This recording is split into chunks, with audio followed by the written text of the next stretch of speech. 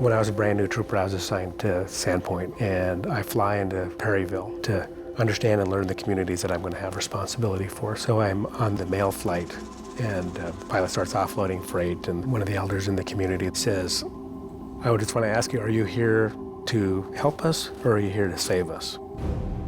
Basically what he was saying is, there's enough people out there external of our communities that think they're going to come in and save us from ourselves, and we don't need that.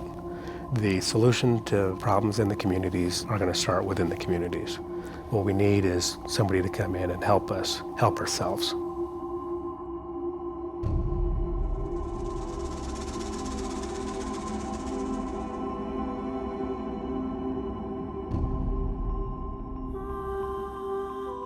Kotzebue is a very close-knit community. We are 30 miles above the Arctic Circle, and during the summer you can go by boat to some of the other communities that we serve, but the only way to get in or out of Kotzebue is by plane.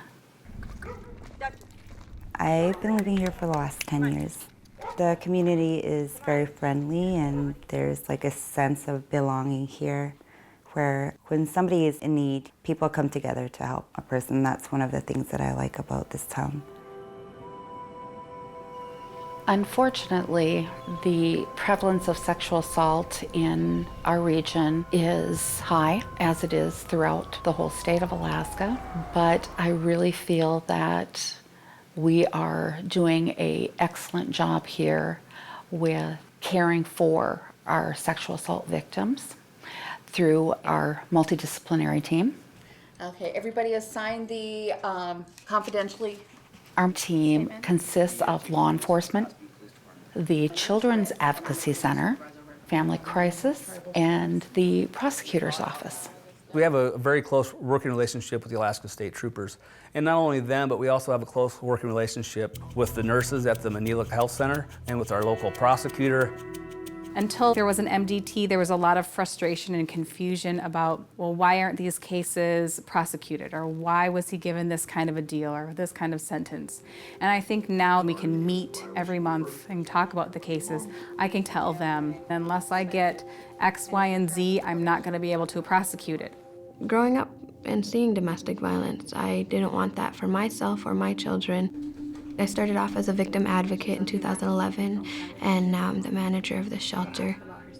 We've been working together for a while, and we know our roles within our team, and it helps us to run more effective, providing justice and service for the victim. Everything we do with our victims is confidential.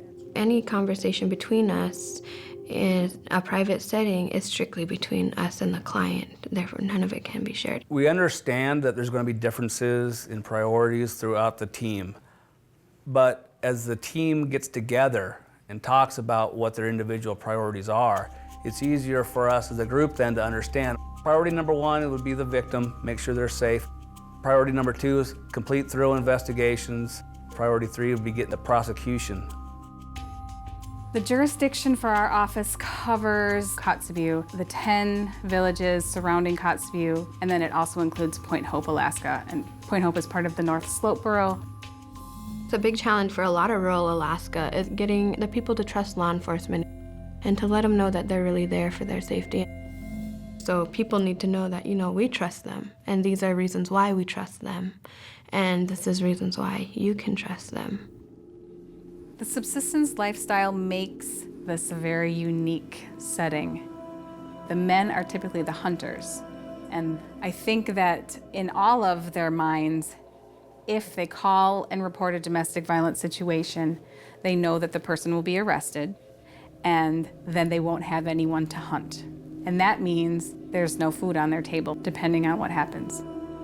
Very often in remote places of Alaska, what some people call bush Alaska, a sexual assault case will get reported through some sort of third party because very often a victim reports to someone that they trust first, and then that report makes its way to law enforcement. And lots of times they get reported through village public safety officers or the VPO, the village police officer.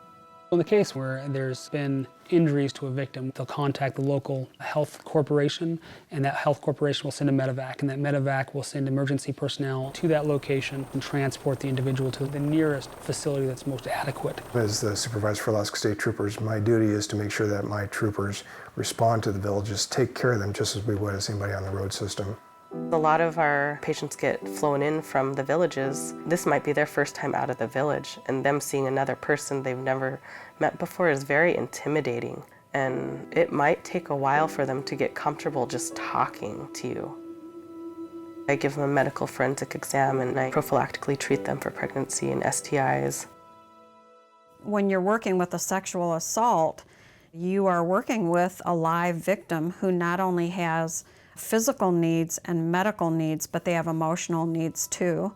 I think what a SANE does is very important because a SANE sees the victim as a patient first. I usually have a patient advocate come in who hooks them up with the right resources, whether they need a shelter, clothes, food, any counseling. Usually I can refer them over to our behavioral health system. Shelley is a client of ours from one of the villages, and she had a very horrible experience and was beat up very badly. I was held down by my arms and legs and mouth and nose, and I'm just lucky I got out of there. When Shelley came to the shelter, it was reported, and the state troopers did respond to the assaults. The MDT team here in Kodiak is exceptional. From the time that it's called in, we take immediate action on it. Once we make sure to ensure the safety of the victim, and then get the proper resources allocated to her. Some days I feel safe because I feel like nothing will happen. And some days I don't because I feel like something will happen. And I get paranoid. We were able to assist her with getting restraining orders out on all three assailants so that they could not come near her, nor could they go near her grandmother or her child. And is he like average build? Or? People here at Women's Resource and at Canna Medical, but mostly here I would talk because it felt more comfortable. And it helped a lot to get the stress and emotional out. The tribal nonprofits are essential in helping provide the services to the victims because there's no other real entity here that provides that service.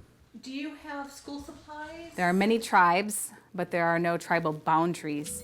And so when the tribes went through ANCSA, nonprofit and for-profit corporations formed in order to help cover the services that they would need. And in our region, Manilik is the nonprofit association. When the sexual assault occurred, they wanted to send me to Anchorage for an exam. I refused to go. I kind of left against medical advice from the ER. And I came home. I went home. And I just, for a while, I tried not to think about it. We have a very high lack of reporting due to the embarrassment throughout their communities that they live in, and retaliation by their tribal members within their villages as well. It was very difficult for me to walk out my door still at that time, and I developed severe anxiety. I would have a hard time breathing, and I felt like I was dying. There was so many times that I ended up in the ER because of an anxiety attack. So even if you're having just a hard time, and even if you can't talk, but you just need somebody on the other end of the line, or you need to come in and just even sit in the presence of somebody, you're more than welcome to do that. You just give us a call anytime and we'll be there to help you. Alaska Native women, which is our majority of victims and clients that we serve, we try to provide them with the traditional ways to help them heal themselves, to reconnect with who they are as a woman, as a tribal member, and as a woman in society. I refuse to be a victim. I refuse to. I want to live. I want to be happy. And,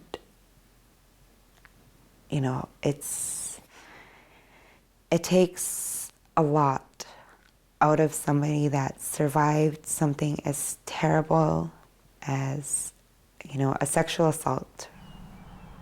Spirituality is really important because I found a lot of comfort and strength in that.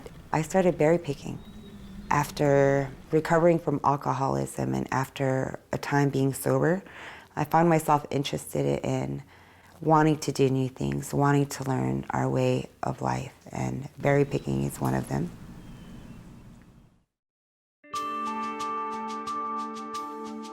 I believe all of us have to come together to conquer this issue, that it's not going to just be me and a few other Native people, it's going to take many. We work hand in hand, whether the MDT is here in Kodiak or up in the Arctic, up in Kotzebue or Southeast Alaska, we are all going to do the same thing, and that's the beauty of the MDT. We all have the same background and knowledge of procedures and steps in order to take care of a victim. We are able to understand what needs, resources, and allocations need to be made, and bottom line, it's a team approach.